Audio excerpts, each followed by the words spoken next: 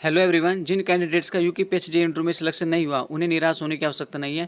उनके लिए golden opportunity है। उनके लिए 6 डिपार्टमेंट में वैकेंसी है, जिसमें 2 डिपार्टमेंट में वैकेंसी आने वाली है। वैकेंसी है 4 डिपार्टमेंट में अभी वैकेंसी बड़ी संख्या में अवेलेबल है, जिसमें जो टेक्निकल कैंडिडेट्स है जिन्होंने डिप्लोमा अपना मैकेनिकल, सिविल, इलेक्ट्रिकल, इलेक्ट्रॉनिक्स या अदर ब्रांच में किया है, उनके लिए एक बड़ी गोल्डन अपॉर्चुनिटी होने वाली है। और साथ ही जो कैंडिडेट्स इन वैकेंसी के बारे में जानते हैं या नहीं भी जानते, दोनों के लिए ये वीडियो इंपॉर्टेंट होने वाली है। जिन कैंडिडेट्स ने अपने फॉर्म फिल कर दिए अच्छी बात है, जिन्होंने नहीं किए वे अपने फॉर्म फिल कर सकते हैं। तो इन वैकेंसी की detail department wise step by step starting से लेके सिलेक्शन प्रोसेस तक का सारी जानकारी आपको हम यहाँ पर देंगे, और आपके मन में इन वैकेंसियों को लेकर कोई भी डाउट नहीं बचेगा। क्योंकि जब कैंडिडेट्स फॉर्म फिल करते हैं उसके बाद भी उनके मन में कोई ना कोई डाउट रह जाता है, कोई ना कोई सवाल रह जाता है। तो इस वीडियो को देखने के बाद उन वैकेंसियों के बारे में, उनके सिलेक्शन प्रोसेस के फाइनल प्रोसेस तक आपके मन में कोई भी डाउट नहीं बचेगा। तो चलिए सबसे पहले बात कर लेते हैं डीआरडीओ सेप्टेम 10 के बारे में। डीआरडीओ सेप्टेम 10 के फॉर्म निकल चुके हैं और 3 सितंबर को इसके फॉर्म निकले थे। अभी इसकी लास्ट डेट है 23 सितंबर तक इसके फॉर्म भरे जाएंगे। इसमें जो वैकेंसी अवेलेबल है डिप्लोमा के लिए वो 1075 वैकेंसी अवेलेबल है। इसकी इजिबिलिटी केवल डिप्लोमा है। डिप्लोमा आपका किस किस ब्रांच में होना चाहिए? मैकेनिकल में होना चाहिए, सिविल इंजीनियरिंग में होना चाहिए, इलेक्ट्रिकल इंजीनियरिंग, मैकेनिकल ऑटो में 20 में वैकेंसी है, इलेक्ट्रॉनिक्स में भी है, कंप्यूटर साइंस में भी है, और आपका एंड अदर्स में जैसे आपका केमिकल इंजीनियरिंग में भी इसमें वैकेंसी है, इलेक्ट्रॉनिक्स एंड टेलीकम्युनिकेशन में भी इसमें वैकेंसी है। तो जो भी आपके फ्रेंड्स हैं जिन्होंने मैकेनिकल ऑटो से किया है या जो इलेक्ट्रॉनिक्स में है या इलेक्ट्रॉनिक्स की अलाइड ब्रांच में है, आप उन्हें भी इसके बारे में जानकारी दे सकते हैं, ताकि ज़्यादा से ज़्यादा कैंडिडेट्स इस वैकेंसी में फॉर्म फिल करें। और आगे बात करते हैं कैटेगरी। तो इसमें जो कैटेगरी में journal, OBC, SC, ST and other सभी कैटेगरी में वैकेंसी अवेलेबल है। आपको किसी प्रकार की टेंशन लेने की आवश्यकता नहीं, हर कैटेगरी में से वैकेंसी अवेलेबल है। तो ये भी एक अच्छी बात है। और सिलेक्शन प्रोसेस की बात की जाए तो इसका सिलेक्शन प्रोसेस काफ़ी आसान है। देखो इसमें क्या होगा, इसमें सबसे पहले आपका CBT 1 होगा, जिसमें 120 क्वेश्चन आएंगे। 120 क्वेश्चन में आपका reasoning, mathematics, English, general awareness and general science से क्वेश्चन आएंगे, जो आपको एक स्क्रीनिंग टेस्ट होगा। स्क्रीनिंग टेस्ट आपको केवल क्वालिफाई करना है, मतलब स्क्रीनिंग टेस्ट के बाद ही आप CBT 2 में बैठ सकते हैं। और इसमें CBT 2 में क्या होगा, देखिए CBT 2 में 120 क्वेश्चन आएंगे, जो मेन एग्जाम होगा आपका, और इसी के बेस पर आपका फाइनल मेरिट बनेगी, यानी कि इसी के बेस पर आपको सिलेक्शन होना है। स्क्रीनिंग टेस्ट केवल आपका CBT 2 तक पहुंचने के लिए है। तो CBT 2 में आपके टेक्निकल क्वेश्चन होंगे 120, जो आपकी ब्रांच से होंगे। और देखिए CBT 2 में कितना अच्छा रेशो डिपार्टमेंट ने दिया है, 1:8 का रेशो दिया है, यानी कि CBT 2 में एक सीट पर लगभग 8 कैंडिडेट्स को चांस मिलेगा। यानी कि CBT 1 जो पास करेंगे और CBT 2 में आने के लिए एक सीट पर, CBT 2 में आने के लिए एक सीट पर 8 कैंडिडेट को चांस दिया जाएगा। तो बहुत ही बड़ा रेशो है और बहुत ही अच्छा रेशो है। तो मुझे लगता है ये बहुत ही बड़ी गोल्डन अपॉर्चुनिटी है। और अभी आप इसके स्पेशल फीचर्स के बारे में जानोगे। इसके स्पेशल कंडीशंस क्या है, देखो नो निगेटिव मार्किंग, इसमें बिल्कुल भी निगेटिव मार्किंग नहीं है। आप 100% क्वेश्चन अटैम्प्ट कर सकते हो, कोई प्रॉब्लम नहीं है। तो आपको 100% क्वेश्चन अटैम्प्ट करने की अपॉर्चुनिटी यहाँ पे मिल जाएगी। नो इंटरव्यू, इसमें इंटरव्यू भी नहीं है। और फ्रेशर कैंडिडेट्स कैन अप्लाई, और फ्रेशर कैंडिडेट्स में अप्लाई कर सकते हैं। तो ये एक बहुत ही बेहतरीन अपॉर्चुनिटी है, गोल्डन अपॉर्चुनिटी है। जिन कैंडिडेट्स ने इनका फॉर्म फिल कर दिया अच्छी बात है, जिन्होंने नहीं किया वे इसका फॉर्म फिल कर सकते हैं। सिलेक्शन प्रोसेस बहुत आसान है। और इसका जो एग्ज़ाम लेवल है, जहाँ तक मैंने देखा है, सेप्टेम 9 में भी हम अपीयर्ड हुए थे, और सेप्टेम 9 में भी इसका लेवल ईजी टू मॉडरेट था कुछ कंडीशन में, और लगभग आपका फिर मॉडरेट टू हार्ड कुछ ही क्वेश्चन थे, लेकिन एक अच्छा लेवल था एग्ज़ाम का। और मुझे ये लगता है कि डिप्लोमा लेवल पे ही इसका एग्ज़ाम बिल्कुल सेट होकर आता है। तो बहुत ही अच्छा लेवल इसका एग्ज़ाम का रहता है डिप्लोमा वाले कैंडिडेट्स के अकॉर्डिंग। तो मुझे लगता है कि उन्हें इसमें अपना कंपटीशन करना चाहिए। अब बात करते हैं अगली वैकेंसी के आगे। अगली वैकेंसी है आपकी FCI से, यानी कि फूड कॉरपोरेशन ऑफ इंडिया। इसमें क्या है, इसमें थोड़ा सा एक कंडीशन दी हुई है इन्होंने। देखिए जिन कैंडिडेट्स ने जो डिप्लोमा के बाद इंडस्ट्री में काम कर रहे हैं, उनके लिए यहाँ पे एक अच्छी अपॉर्चुनिटी है, या जिन्होंने अप्रेंटिस भी किया हुआ है शायद उनके लिए भी एक अच्छी अपॉर्चुनिटी हो सकती है। देखिए इसमें जो फॉर्म स्टार्टिंग की डेट है वो शुरू हो चुकी है। 6 सितंबर से इसके फॉर्म भरने स्टार्ट हुए थे, और अभी इसके जो लास्ट डेट है वो 5 अक्टूबर तक इसके फॉर्म भरे जाएंगे। इसमें जो वैकेंसी अवेलेबल है वो 747 वैकेंसी अवेलेबल है, डिप्लोमा प्लस अदर क्वालिफिकेशन को मिलाकर। तो जो इसमें एलिजिबिलिटी है, इन्होंने एलिजिबिलिटी इसमें डिप्लोमा के लिए क्या रखी है, देखिए डिप्लोमा प्लस 1 ईयर एक्सपीरियंस होना चाहिए आपके पास। अगर आपने किसी भी इंडस्ट्री में 1 साल तक काम किया है तो आप इसके लिए एलिजिबल है। ब्रांच इसमें mechanical, civil engineering and electrical engineering वाले कैंडिडेट्स में अप्लाई कर सकते हैं। और category general, OBC, SC, ST and others, और सभी कैटेगरी के लिए भी इसमें वैकेंसी अवेलेबल है। सिलेक्शन प्रोसेस की बात की जाए तो सिलेक्शन प्रोसेस इसमें थोड़ा सा डिफरेंट है। देखिए इसमें CBT 1 दिया है। CBT 1 में 100 क्वेश्चन आएंगे, जिसमें reasoning, mathematics, English and general awareness, यानी कि जनरल अवेयरनेस जो होगी वो आपकी अप टू 8 क्लास, इसके आपके 100 क्वेश्चन होंगे। 100 क्वेश्चन जब इस एग्जाम को आप क्वालिफाई कर लोगे, उसके बाद आपका CBT 2 टेस्ट होगा। CBT 2 में आपके 2 पेपर होंगे, यानी कि पहले पेपर में आपके 120 क्वेश्चन आएंगे, जिसमें आपका reasoning, maths, English, general awareness and computer. Paper second में बैठने की अपॉर्चुनिटी मिलेगी, और पेपर सेकंड में कुल 60 क्वेश्चन टेक्निकल होंगे। तो यहाँ पे इन्होंने थोड़ा सा बहुत ही डिफरेंट कर दिया है। हालांकि टेक्निकल क्वेश्चनों की संख्या बढ़ानी चाहिए थी। पेपर फर्स्ट में भले ही ये 60 क्वेश्चन कर देते जनरल स्टडीज़ के पेपर को लेकर, लेकिन उन्होंने यहाँ पे ऐसा नहीं किया। इन्होंने केवल पेपर सेकंड में 60 क्वेश्चन ही टेक्निकल के दिए। तो ये किसका एग्जाम प्रोसेस है। सिलेबस की बात की जाएगा, टेक्निकल सिलेबस इसका इसी एग्जाम की नोटिफिकेशन में दिया हुआ है। सिलेबस लेवल की बात की जाए तो टेक्निकल जो सिलेबस है वो काफ़ी ईजी लेवल का सिलेबस है। जिस सिलेबस को आप पढ़ते ही ये समझ जाओगे कि ये सिलेबस कुछ नहीं है। मतलब चाहे वो सिविल हो, चाहे वो मैकेनिकल हो, इलेक्ट्रिकल हो, जब आप नोटिफिकेशन में सिलेबस देखोगे तो आप ये कहोगे सिलेबस तो उसका कुछ है ही नहीं। मतलब बहुत ही ईजी सिलेबस दिया हुआ है। तभी मुझे लगता है कि इन्होंने 60 क्वेश्चन यहाँ पर टेक्निकल्स के रखे हुए हैं। बात की जाए इसके स्पेशल कंडीशन की, इसमें निगेटिव मार्किंग है और नो इंटरव्यू, इसमें इंटरव्यू नहीं है। अब बात करते हैं अगली वैकेंसी की। अगली वैकेंसी आपकी सेल से, सेल के बारे में आप सभी जानते हैं। हाँ, तो इसकी जो फॉर्म स्टार्टिंग डेट है वो 6 सितंबर से शुरू हो चुकी है, और उसकी जो लास्ट डेट है वो अभी 30 सितंबर तक है। वैकेंसी इसमें अवेलेबल है, और एलिजिबिलिटी इसकी डिप्लोमा है, इसमें कोई एक्सपीरियंस नहीं है। फ्रेशर कैंडिडेट इसमें अप्लाई कर सकते हैं। ब्रांच इसमें मैकेनिकल, सिविल और इलेक्ट्रिकल इंजीनियरिंग है। कैटेगरी इसमें आपकी journal, OBC, SC, ST and others, यानी कि सभी कैटेगरी के लिए वैकेंसी अवेलेबल है। सिलेक्शन प्रोसेस की बात की जाए तो इसका सिलेक्शन प्रोसेस बेहद ही आसान है। ऊपर जो दो डिपार्टमेंट की वैकेंसी के बारे में हमने डिस्कस किया, उनसे भी आसान है। देखिए इसमें क्या है, इसमें कुछ नहीं, सिर्फ आपका केवल ओनली CBT टेस्ट, CBT 1 आपका इसमें केवल एक ही CBT टेस्ट होगा, जिसमें आपके 100 क्वेश्चन आएंगे, जिसमें आपके 20 क्वेश्चन केवल टेक्निकल होंगे और 80 क्वेश्चन नॉन टेक्निकल होंगे। देखो फिर यहाँ पे इन्होंने थोड़ा सा इशूज़ लगता है जो टेक्निकल स्टूडेंट्स होते हैं उनके लिए।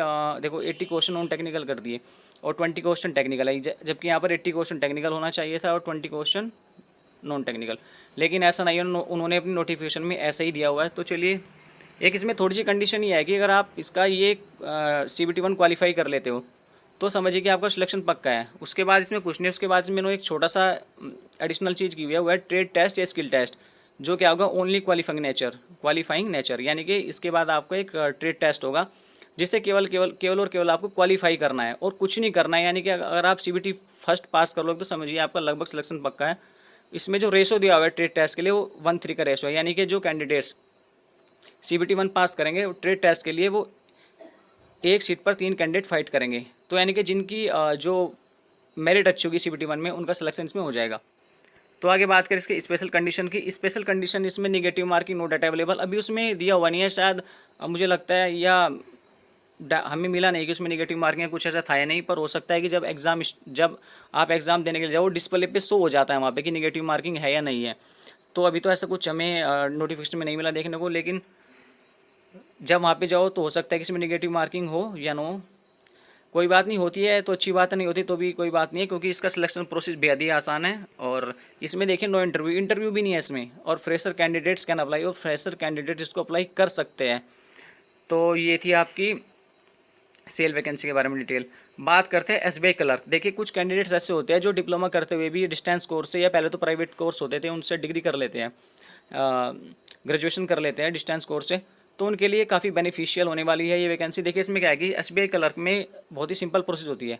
मैं आपको बताता हूँ, क्योंकि हमने IBPS PO का भी एग्ज़ाम दिया था और IBPS असिस्टेंट मैनेजर के भी एग्ज़ाम दिया था, तो लगभग उससे थोड़ा इसका जो लेवल है वो थोड़ा कम है। IBPS जो PO और IBPS जो असिस्टेंट मैनेजर के जो एग्ज़ाम्स होते हैं, तो मुझे लगता है कि इसमें जो डिप्लोमा वाले कैंडिडेट्स हैं जिन्होंने अपना डिस्टेंस कोर्स से डिग्री किया है, वो इसमें कंपटीशन कर सकते हैं। तो इसकी जो फॉर्म स्टार्टिंग डेट है वो 7 सितंबर से शुरू हो चुकी है और इसकी 27 सितंबर तक ये चलेगी। वैकेंसी देखिए कितनी अच्छी वैकेंसी है, 5008, यानी कि 5008 वैकेंसी इसमें है। और इजिबिलिटी क्या है, एनी डिग्री, कोई भी डिग्री आपके पास हो, आप हो आर्ट साइंस से हो, कॉमर्स से हो, इंजीनियरिंग से हो, किसी भी फील्ड से हो, बस आपके पास डिग्री होनी चाहिए, आप इसके लिए इजिबल है। कैटेगरीज में journal, OBC, SC, ST and other सभी कैटेगरी के लिए वैकेंसी अवेलेबल है। सिलेक्शन प्रोसेस में क्या देखिए क्या है इसका, CBT 1 में 100 क्वेश्चन आएंगे, जिसमें रीजनिंग, मैथ और इंग्लिश से होंगे, वो आपको CBT 1 पास करना है। उसके बाद आप CBT 2 में जाएंगे, उसमें 190 क्वेश्चन होंगे, जो आपके रीजनिंग प्लस कंप्यूटर एक जगह आएगा, एक साथ उनका पोर्शन होगा, सेक्शन होगा एक जगह, फिर इंग्लिश अलग होगी, मैथ्स अलग होगा, जनरल अवेयरनेस और फाइनेंशियल अवेयरनेस एक जगह होंगे। तो ये इसका CBT 2 है। CBT 2 के टेस्ट के बाद, CBT 2 जो टेस्ट हो जाएगा उसके बाद आपका एक छोटा टेस्ट होगा जो आपको देना पड़ेगा, जिसमें लोकल लैंग्वेज टेस्ट होगा आपका, जो जिस स्टेट्स के है, जैसे उत्तराखंड में हिंदी और इंग्लिश, तो ऐसे अदर स्टेट में, जैसे गुजरात में है वहाँ की लोकल लैंग्वेज जो भी होगी, राजस्थान की लोकल लैंग्वेज गुजराती, राजस्थानी, तो वहाँ इस प्रकार से आपको टेस्ट देना पड़ता है।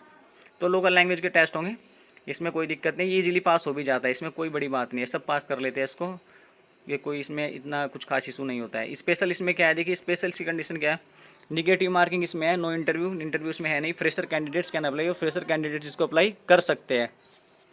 अब बात करते हैं आगे UK SSC workshop instructor transformation, यानी कि जो UK SSC वर्कशॉप इंस्ट्रक्टर की जो वैकेंसी थी वो उसका ट्रांसफॉर्मेशन हो चुका है। वो किस में, UKPSC वर्कशॉप इंस्ट्रक्टर, यानी कि UK SSC वर्कशॉप इंस्ट्रक्टर की वैकेंसी अब कौन कराएगा, UKPSC कराएगा। अब जो वैकेंसी जब जो नोटिफिकेशन आएगी वो ऐसे आएगी, UKPSC वर्कशॉप इंस्ट्रक्टर के ही नाम से वैकेंसी नोटिफिकेशन जारी किया जाएगा।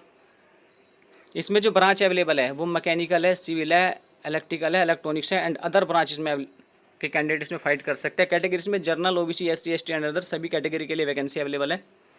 और बात की जाए इसकी वैकेंसी नोटिफिकेशन कब आ रही है, तो बहुत ही जल्दी आ रही है इसकी। अब तो इसकी अक्टूबर-नवंबर के मंथ तक आपको उसको नोटिफिकेशन देखने को मिल सकती है, क्योंकि हालांकि डिपार्टमेंट की अभी एक मीटिंग हुई थी, डिपार्टमेंट ने उसमें कहा है कि जो वैकेंसी अभी 5 वैकेंसियाँ रद्द की गई थी, उसमें से 1 या 2 वैकेंसी को अक्टूबर या नवंबर के मंथ में नोटिफिकेशन उसका जारी कर दिया जाएगा, फॉर्म फिल भी करा लिए जाएंगे, और ये भी कहा कि दिसंबर तक उसका एग्ज़ाम भी हो सकता है।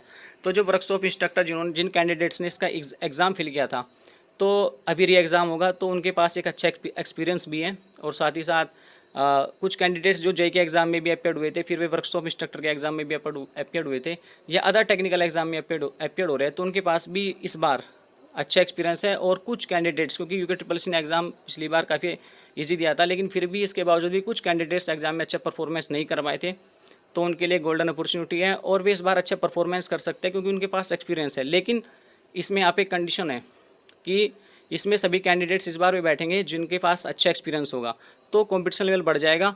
और UKPSC ने ये भी कहा है कि इस बार सिलेबस में भी कुछ ना कुछ परिवर्तन किया जाएगा। ये न्यूज़ में आया है, जो मीटिंग हुई थी उसमें ये भी डिस्कस हुआ है कि इस बार जो नोटिफिकेशन जारी की जाएगी उसमें सिलेबस में भी परिवर्तन किया जाएगा। तो मुझे लगता है कि UKPSC एक अच्छा सिलेबस देगा, क्योंकि आपको पता है UKPSC जो होता है कि अच्छे ही एग्ज़ाम सेट करता है, और सिलेबस बेस्ड एग्ज़ाम होते हैं, बहुत अच्छे एग्ज़ाम सेट करता है कि सिलेबस के बाहर कुछ क्वेश्चन नहीं आते, सिलेबस बेस्ड उसका जो होता है एग्ज़ाम होता है। तो चलिए देखते हैं नोटिफिकेशन आने के बाद क्या रहता है। तो वैसे तो मुझे लगता है आप अपनी प्रिपरेशन करते रहिए इसको लेकर।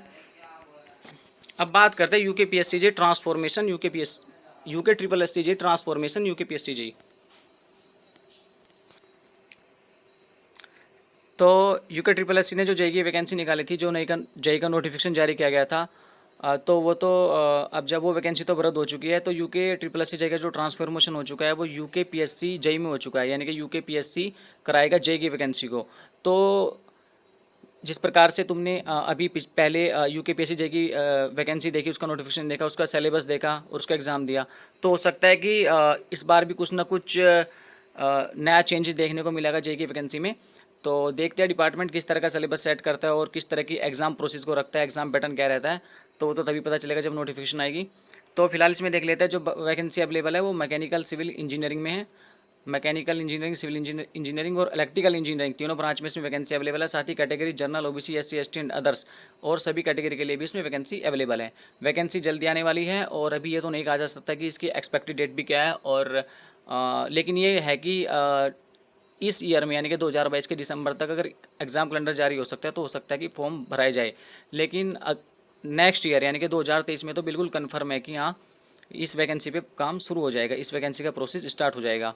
तो तब तक कोई नहीं, तब तक वेट करते हैं थोड़ा सा, और अपनी जो भी प्रिपरेशन है इससे पहले जो हमने वैकेंसी के बारे में डिटेल्स की, आप उन पे अपना फोकस कर सकते हैं। उन पे फोकस करके अब आप अच्छे से प्रिपेयर करके हो सकता है कि आप उसमें भी सिलेक्टेड हो जाओ। और मुझे पूरी उम्मीद है अगर आपने पहले जो एग्ज़ाम दिए है, जो टेक्निकल एग्ज़ाम दिए है, वे कहीं ना कहीं वे जो एग्ज़ाम है इन वैकेंसी में काफ़ी आपके लिए बेनिफिशियल रहेंगे।